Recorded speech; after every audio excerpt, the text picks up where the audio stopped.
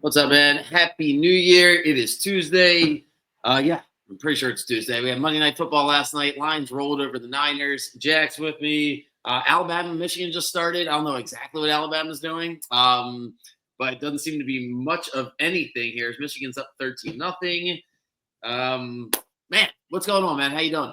Good. I mean, it'd be better if Alabama could make this a little bit of a tighter game. Kind of embarrassing the SEC right now. Fumble, turnover on downs, pick. Milrow looks like he needs to go put the fries in the bag, if you will. But anyway, I was gonna say Michigan's not playing most of their guys. We'll see. By the time where this will come out, Alabama could be up by 3 touchdowns. But Louisville's playing Washington in about 90 minutes. I know you don't have too much thoughts on that one. South Carolina is playing Illinois at 3 o'clock. J Mart's got South Carolina. Do you like them today? They're -9 against Illinois, and Illinois. I mean, they're ranked. I know there's a million things to go into it. It doesn't really matter who's ranked. But what do you think of the South Carolina game? yeah, Altmaier's pretty good. That's Illinois' quarterback, but South Carolina has two studs, and Stewart on the D line, and then obviously Lenore Sellers. They are going to be a juggernaut next year, and they have everything to play for. Everything's in front of them. This is a team that's probably going to go try to make a statement against a pretty solid Big Ten team, and so I like South Carolina here as well. I'll probably be tailing that -9. Then Baylor, LSU, Brian, I always say I cannot stand Brian Kelly. He's coaching the most irrelevant game today. Like no one's watching this game. Just no relevance whatsoever. I know a lot of LSU guys aren't playing. I know he's got a great recruiting class coming in. What's Baylor's motivation? What's Baylor's makeup? Because they're favored by 3.5 against LSU. So I would assume Baylor's got a pretty good chance here to roll them. What do you think about it? Yeah, this is the Texas Bowl, so I mean, I'm not sure necessarily on the home field advantage. Obviously, LSU travels well, but it is more of a home for Baylor than it is LSU. But I would take this over at like 80, to be honest with you. Baylor scored 50 plus multiple times this year. LSU has a dirty offense as well. They're going to be airing it out. Neither of these teams really have anything to lose. Brian Kelly goes for it on fourth down all the time. This is going to be a high scoring game. I want to say it's at 60 or 62. I will be keying in on that. Got it. All right, let's go through these four games. I wanted feel like it'll be nothing but NFL on our minds. Starting I guess Saturday, Ravens are going to play on Saturday. I'm really looking forward to going over everything. But college football, it's like it left us because they had these four games. It was pretty hyped. Home crowds were good. Environment looked great in Notre Dame. Excited, and then Indiana has no chance. That game's a dud. Penn State. I thought SMU was they had their betting scandal from the 80s. It looked like they had money on Penn State and they're under in their total team points. That was ridiculous. What happened in the afternoon? Clemson never really had a chance. Texas kind of controlled that game. And then what you call it? I love Tennessee. I'm trying to block that game out of my brain. And they had no chance. They just you thought maybe, down 21-0 against Ohio State. They scored 10 points at the end of the second quarter. Like, all right, maybe it'll be a game, and then no, it wasn't. So college football playoffs resume tonight. I'm assuming we're going to get some better action. But again, Penn State's an 11-point favorite against Boise. The game's out in Arizona. I'm going to guess 65, 70% Penn State fans. But it certainly won't be like it was last week at Happy Valley. So set the stage for us. I know the running back for Boise State's the best player on the field, but Penn State really does well against the run. So how do you see it playing out first on that side of the ball when Boise has it? Yeah, so when Boise has it, I mean, it's going to be the same thing, try to beat you with Genty again. And I feel like I've mentioned this multiple times, but I mean, he's been playing against 7 and 8 man boxes the entire year. Their quarterback play has been good, but more slightly above mediocre good than like actually win you the game good. So this is going to be a game where it's going to be Genty trying to beat the front seven or the 8 man box. The Penn State's bringing every down. And he's been able to do that this year. And even if it is against Mountain West opponents, he still did gash Oregon for multiple TDs and 190 or so yards. So that's definitely something to think about. I like Boise State to cover the 2 touchdowns. I mean, it's not just going to be favorites chalk all the way to the championship. So I like Boise State to cover the 2 touchdowns. I do think Penn State's just too much. When you say too much, finish the thought on the offense. If Boise State's going to win the game, does it have to be 17-14, 20-17? Can they score in the 30s tonight before we get to the other side of the ball? what's it? Boise State's team totals 20.5. Where would you lean that direction? I mean, I would argue the lower scoring game, the better, because I mean, if Boise State finds themselves down and having to throw the ball, I mean, Penn State's got a good secondary. They have a good defense in general. That's going to be a struggle. If I'm Boise State, I'm trying to get out early, win the coin toss, take the ball, and go march down the field and score 7 points. Kind of similar to how the Commanders did, in that they would milk 7, 8, 9 minutes of clock on a drive. If I'm Boise State, that's what I'm doing. I'm looking for 4, 5, 6 yard gains on runs, short little swing passes, and keeping that clock moving and really, really tiring out that Penn State defense. Okay, makes sense. What about on the other side of the ball? It looks like Aller's not like super healthy because he's not really mobile. He didn't have to do much last week. I just didn't love just watching him. I know it was cold outside. Maybe the weather wasn't great. What's the status on him? Thoughts on him, and how's he match up against Boise State? Yeah, I mean, I like their scheme. They have a great tight end in Warren. Warren's one of the best tight ends in the country. Aller, like you said, he's never really been that mobile, but now with his injury, he's like not really mobile at all. Boise State has a solid, stout defense. If they can get to him on the pass rush and kind of bang him up a little bit, then this game could get real interesting. So the reason why it's 11 points is because if it's similar to last week where Penn State gets up early, could you see it being a blowout, or just really confident? Because I was really surprised it was 11 points. I figured it'd be closer to 7 points as a spread. Yeah. I mean, I could see it being double digits. I mean, it's kind of a prove-it spot for Boise State in general. So, I also, as we're speaking, Alabama fumbled again and Michigan scored. So this is turning into a dumpster fire of a game here this morning. But that's 4 straight possessions to start the game. Yeah, 4 straight turnovers. Yeah, that's not the Alabama we know and love, or not love. But as a kind of on a tangent here, as an SEC homer, I'm a little bit upset with our bowl performance so far. I mean, like Tennessee laying an egg against Ohio State, that's not a good look. Alabama's current performance right now. South Carolina, Georgia, and Texas are going to have to really step up here. Yeah, once you get the backups, that's what always made the SEC so ridiculous, is because your backups are better than everybody else's starters. But now the NIL money, you guys can't just pay everybody yourselves. Yeah, no, there's definitely more parity here, but I mean, I feel like that's where good coaches rise above. And I mean, obviously, Georgia's got a great coach. Texas has a great coach. Everybody else is a little bit questionable, but yeah. I was really upset with Heupel. That really cost me. I thought Tennessee was in a great spot, and they had no answer on defense whatsoever. And we knew they could strong suit. Yeah. Like watching Nico struggle a little bit is understandable. There's going to be some growing pains there. He's a young guy. He's getting his first like real look at playoff football. That's understandable. But you cannot let them gash you and embarrass you like that on defense. They've been talking about that defense for the entire year and how good they were the number 1, number 2, number 3 defense. It happened to Georgia too. They jumped out on Georgia. They had them, and then they just couldn't stop them in the second half. So exactly. All right. So you like Boise State? Well, on a scale of 1 to 10, doesn't sound like it's 10. Sound like more like a 6.5. You hit it on the head right there. Yeah, about a 6.5. It's also like, I mean, there's probably a little bit of pull for the underdog mentality there. But I mean, if you go look at Boise State's scheme, like it's really just run it up your gut, run it up your throat, and like see if you can stop it. And that's it. Like, so smash mouth football. We're going to out tough you. And I mean, they've been able to do that up to this point, even Oregon. And that's a really key point to make, is like Oregon has a pretty solid defense. You're going to know basically in that second drive, if Boise State is moving forward on the offensive line, they're going to have it's a 50-50 game. If they go backwards, it's like a 90-10 game. Exactly. And I mean, I feel like you'll be able to – it's very similar. I don't know if you remember the Michigan TCU game a couple years ago. Michigan marched down the field, and there was kind of a 4th down stand or 4th and goal stand for the TCU defense. And I was like, this might be the football game right here. Because if Michigan is able to march down the field pretty easily and score, TCU's not going to have a chance. And then they stopped them on 4th down, went down and scored, handled their business, and they were able to win the game as an underdog.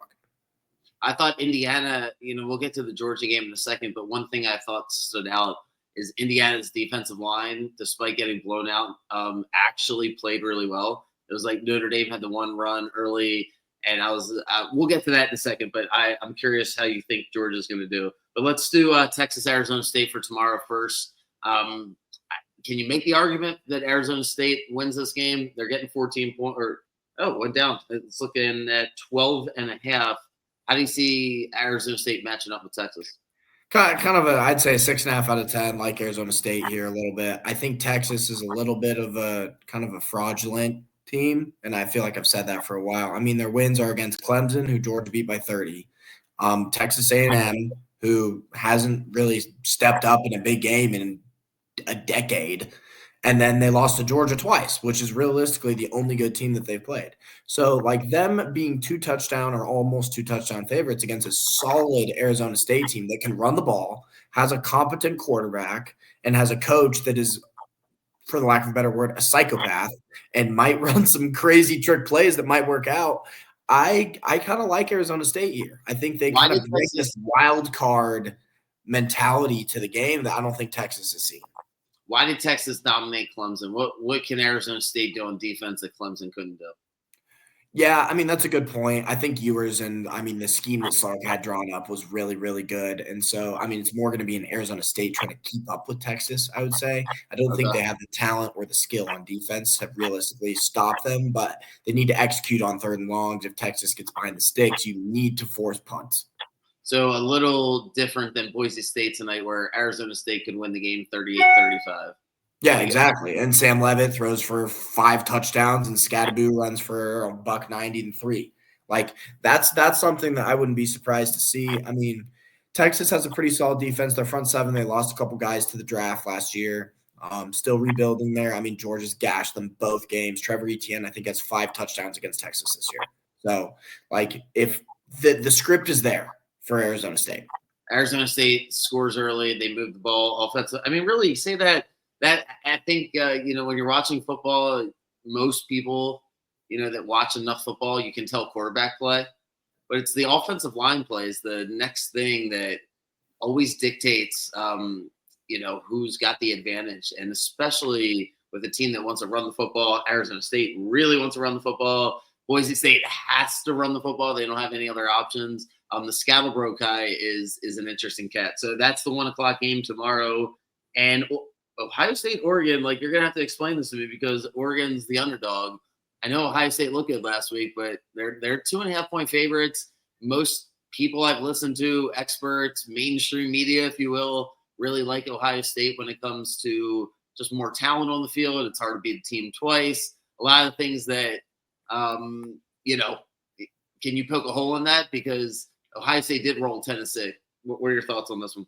Yeah, I would say momentum-wise, Ohio State has more of the momentum, and a lot of what I look back to is that Oregon-Ohio State game, not necessarily just the outcome, but kind of the circumstances.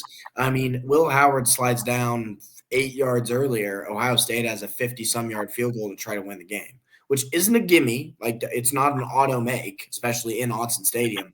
But I mean, they had a chance to win the game. It's not like Oregon beat them soundly. Like, this is a singular brain fart away from being an Ohio State upset win, and they're the consensus #1 team in the country, even with a Michigan loss maybe.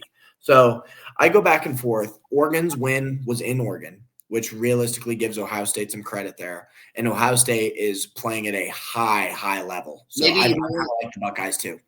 Yeah, you know what? Maybe if they made Oregon the favorite, maybe all the money would go on Ohio State. They create these lines to make it 50-50. More people are going to bet Ohio State traditionally anyway. So that actually does make sense from a line standpoint. All right, break down the game for me. Oregon, when they get the ball, the total's 55.5 points. Oregon, 30 points or so. Like, how do you see them moving the ball against Ohio State? I think last time it was like 35-34, right? Yeah, I was like 30, something like that, like 32, 31, 30, yeah. But James, the running back, is a stud. They get him out in space. He's able to make guys miss. He's quick. He's powerful. He can run guys over. He's going to be a force to be reckoned with. Oregon also has great receivers. Tez Johnson's unbelievable. They have a lot of speed on the outside, and Oregon's corners are going to have their work cut out for them because Gabriel's able to throw the deep ball really well. And if they get burnt over and over and over again, I wouldn't be surprised if Oregon beats the brakes off of them. You're saying Ohio State's you're saying Ohio State's corners have their work cut out for them because Oregon's receiving core is, I would argue, is probably the best in the country. Colorado's is close. I think Oregon's is better. Ohio State would probably say, what about us, right? Because when Ohio State has the ball, they have a lot of receivers as well. How do Yeah, you see them? I mean, I was surprised. I didn't think they were going to be able to throw the ball down the field against Tennessee to start the game. That I was really impressed. Once they did that, it was over, right? Like that. Now, if you can't put 7 guys on the box, Ohio State's going to run all over you. So you have soft coverages in the box. It was a terrible game for Tennessee, but everything did go right for Ohio State. If Oregon gets up 7-0, can Ohio State respond? Are they mentally strong enough? Have they gotten over the Michigan thing? What do you think happens when they have the ball this week or tomorrow? yeah. I don't know if they've gotten over the Michigan thing. That's the craziest part. Ryan Day still is yet to like realistically get it done. I mean, at this point, his best win is against Tennessee last week. So I'm not really sold on them as a competitor, but I mean, they have played Oregon. They know how to play Oregon. There definitely going to be some keys to the game there that they're able to take advantage of. I think that they might be able to, but if the situation comes down to it, I don't necessarily have a lot of trust in them to execute in a big moment. Leaning more towards 2017 or 38-35? Or I would say more 38-35. Again, both these defenses are solid, but there's just too much firepower, too good schemes, too many playmakers on both sides of the ball. I think this game is going to be a very high scoring game, a lot of action. It's going to come down to the wire. Well, almost maybe even last team with the ball wins. I don't feel like that's the case for the last game. Based on what I know about Notre Dame and Georgia, I absolutely love Georgia. The spread's 1. I like Georgia more with Stockton in there instead of Beck. I think what happened in the Notre Dame game is they won that game on one play. I'm not saying that they wouldn't have won the game, in a different form, but Indiana's quarterback was like comatose. He was just terrible. And that 198-yard run, besides that, I wasn't really impressed with their offensive line. I thought Indiana, like time after time, made play in the backfield, and then Notre Dame would convert against, 3rd and 6, 3rd and 7, 3rd and 8, kind of these ball breaking plays against Indiana. Where if they get in the 3rd and 6, I mean, tell me if I'm wrong, but that is, Georgia will cook them. Georgia gets the break of not having to play last week. I don't really see Notre Dame having momentum, especially since they let Indiana score 2 touchdowns at the end of the game.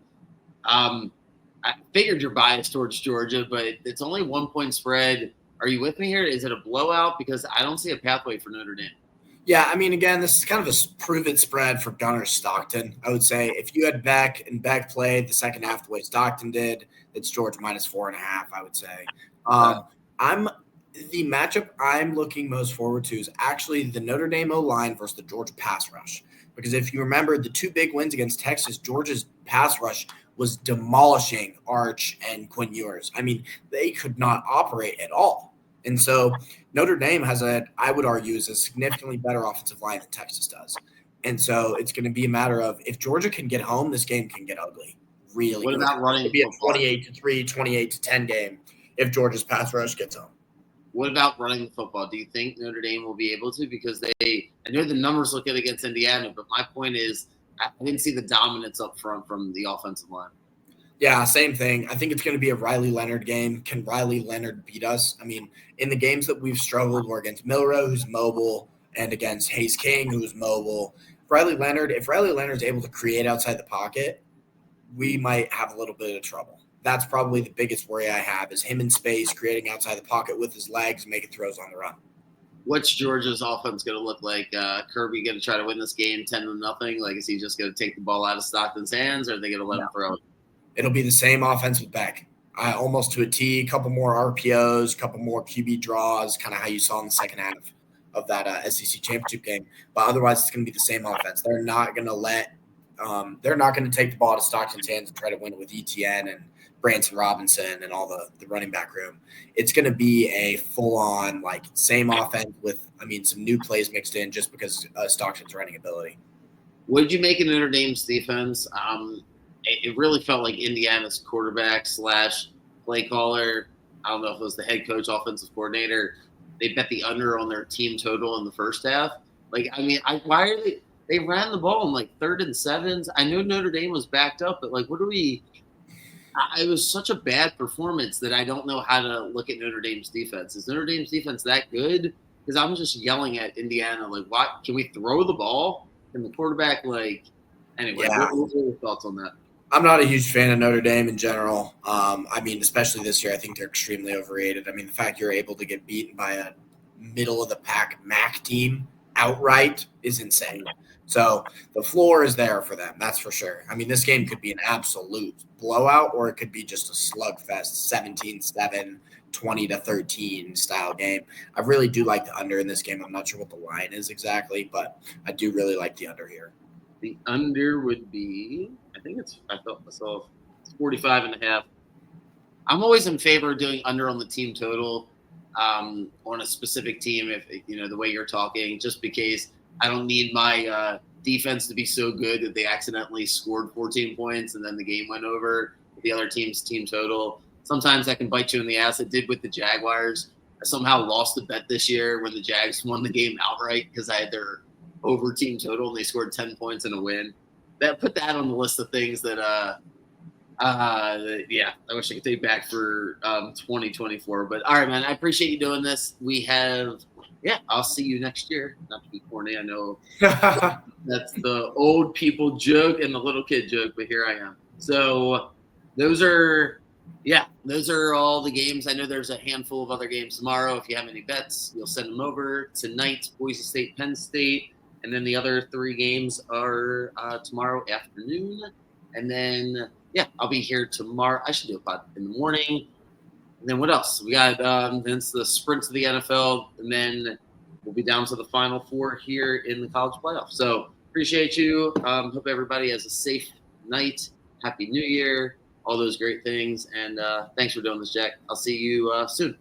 Yeah. Happy New Year. See you, bro.